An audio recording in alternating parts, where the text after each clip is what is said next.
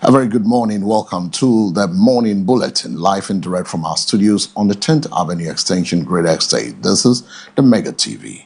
Mega News at 6. But first, the headlines. Coming up, the Ministry of Foreign Affairs has firmly dismissed claims that Ghana's newly signed security agreement with the European Union will allow foreign military bases or troops in the country. In business, the former President John Agyekum Kufuor has called for a fundamental reset in Ghana's economic governance, warning that political leaders must rise above partisanship and prioritize private sector collaboration or risk undermining national progress.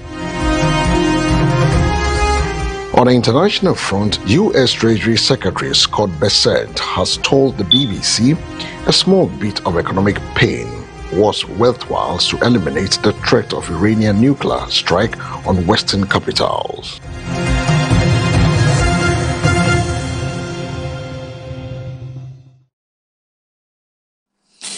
Now the details of the stories. My name is El Samuels. The news is also live across all our social media handles on MBN 360.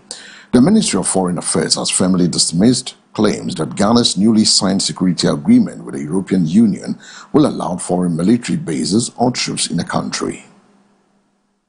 The clarification follows growing public concern and misinformation surrounding the security and defense partnership between Ghana and the European Union. According to the ministry, in a statement issued on Tuesday, April 14, the agreement is aimed at strengthening cooperation in addressing emerging security threats and enhancing Ghana's national and regional security architecture. It explained that the partnership provides a structured framework for collaboration in areas such as counter-terrorism, maritime security in the Gulf of Guinea, cybersecurity, border management, and support for peacekeeping and crisis response operations. The deal also includes technical assistance, training, and equipment support for Ghana's security agencies. The ministry noted that the agreement is not a new or isolated initiative, but rather builds on long-standing cooperation between Ghana and the European Union, formalizing years of collaboration into a more coordinated framework. It further stated that the partnership is grounded in mutual respect, shared interests, and Ghana's national security priorities. Responding to concerns circulating in sections of the public domain, the ministry said such interpretations misrepresent the intent and substance of the agreement, urging the public to disregard claims suggesting otherwise. It explained that Ghana's decision to deepen ties with the EU is informed by evolving security challenges in the West African sub-region, including the threat of violent extremism in the Sahel and maritime insecurity in the Gulf of Guinea. The ministry also reaffirmed that Ghana remains committed to its long-standing foreign policy principles, including non-alignment, good neighborliness, Pan-Africanism, and peaceful coexistence. It stressed that Ghana will not enter into any bilateral or multilateral arrangements that undermines the sovereignty or security of its neighbors, adding that all international engagement will continue to prioritize transparency, accountability, and national interest.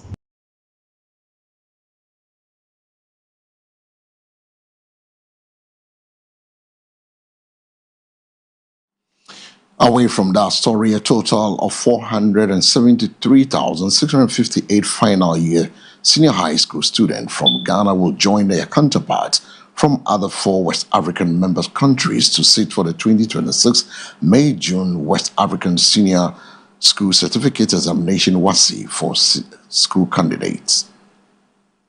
The decision to rejoin Liberia, the Gambia, Nigeria, and Sierra Leone for the international examination this year follows 5 years of taking the Ghana-only version due to the COVID-19 outbreak disruption. The Ghanaian candidates comprise 248,461 males and 225,197 females from 1,020 public and private second cycle schools.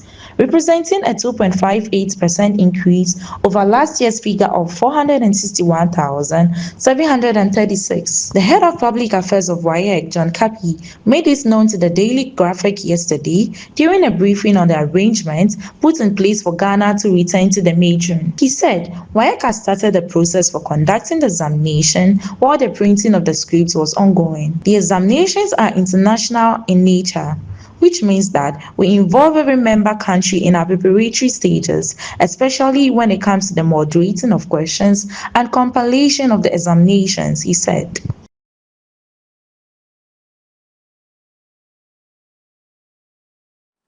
The former president, John Agyekum Kufuor, has delivered a sweeping critique of Ghana's economic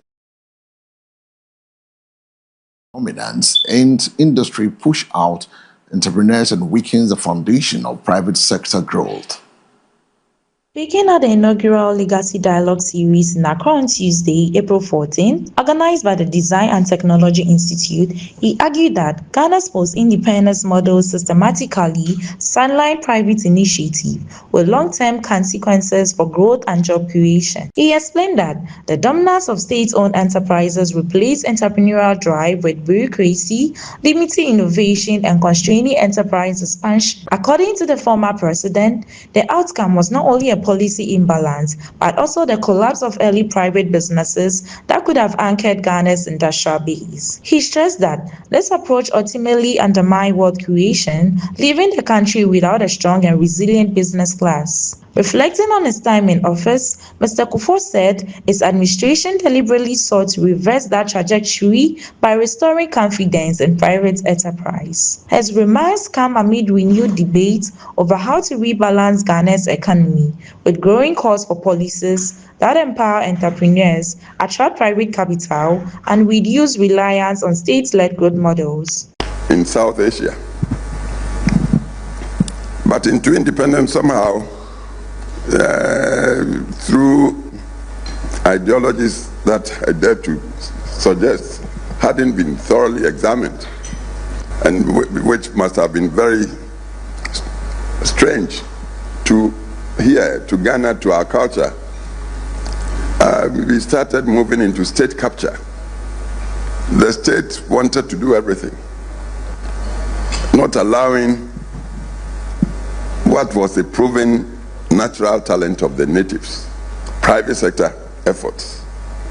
They wanted to do state farms, ignoring that the small farmer by himself or herself had managed to farm to become the #1 producer of the whole world of cocoa. The state moved into state farms to make cocoa, state this, state that. And I was listening to the discussion so far about our Design and Technology Institute. Naturally is to produce, if you like, the manpower to support industry and entrepreneurship. But so far, we haven't discussed what makes for an entrepreneur, the risk taker, the individual, or if you like, a company that would risk on its initiative to make profits from venture. Ghana, Gold Coast that became Ghana, insisted on the state taking the risk for growing industry onto the state, and it kept the private sector.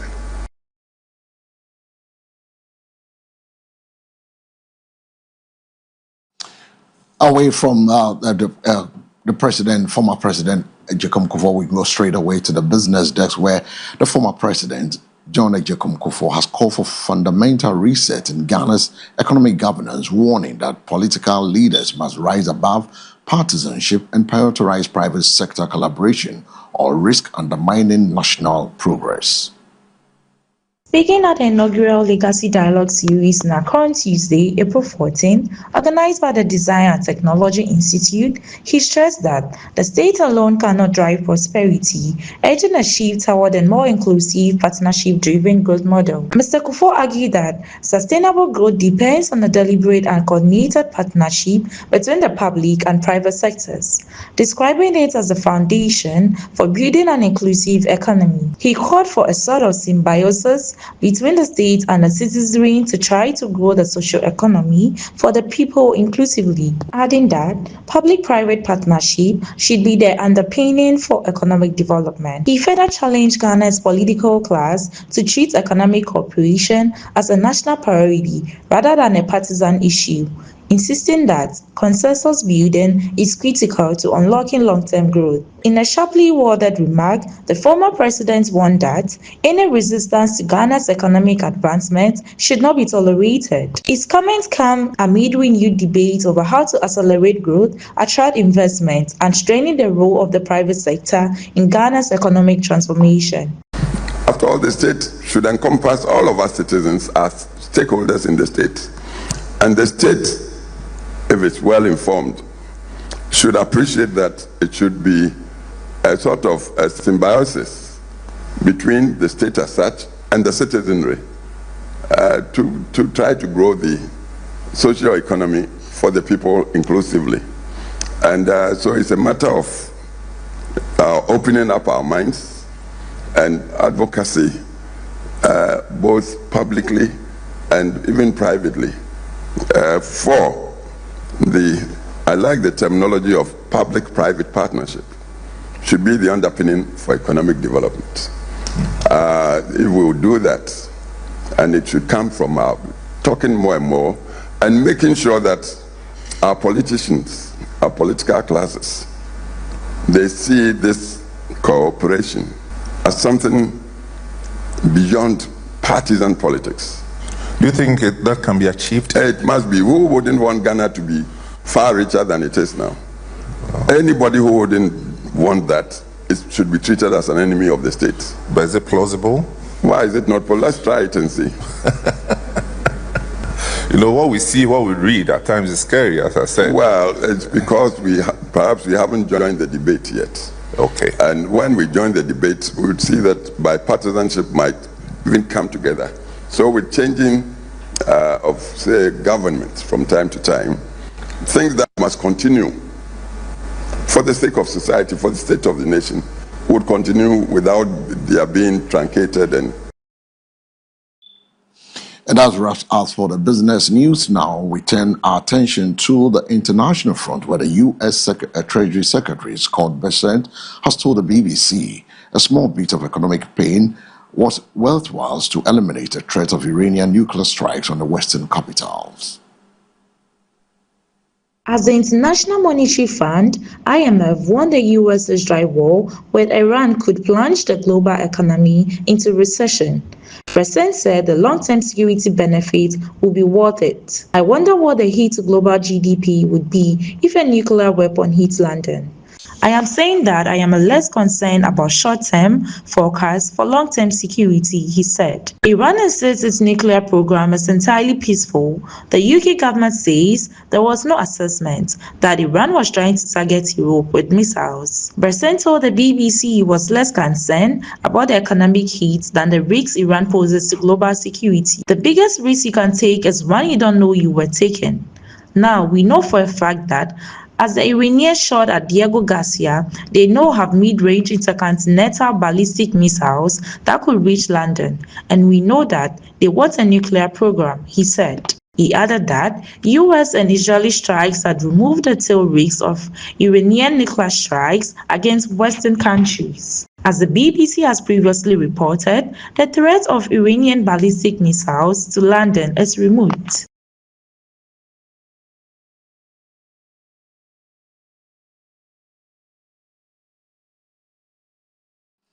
And as the stories are making headlines globally, now we turn our attention, we bring it back home now. Let's check the weather outlook.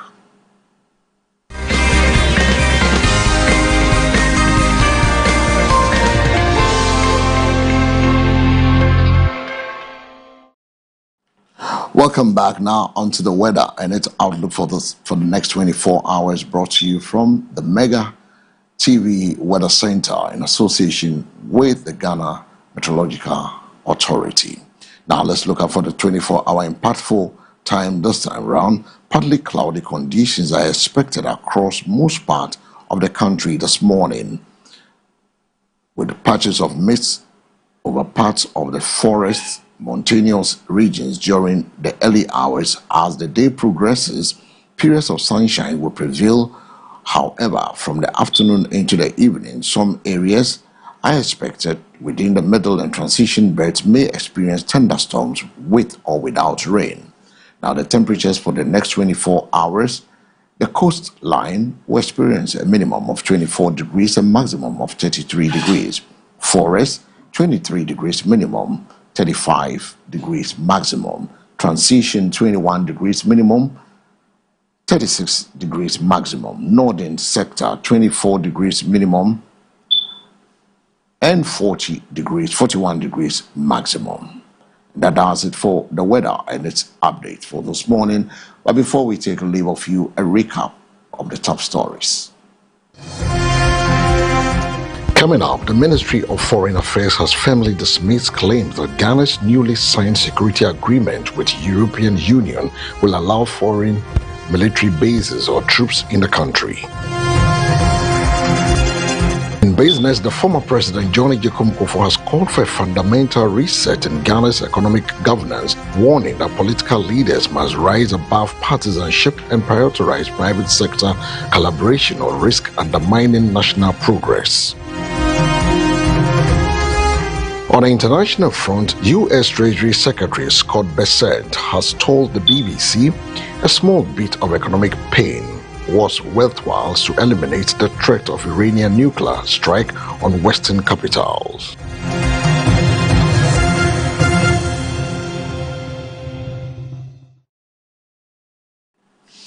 And that's it for the major news stories. And now it's time for us to turn our attention to the sporting world. For more news, log on to MBN 360. The news was also live on our social media handles on MBN 360. My name is El Samuels. Sports is up next.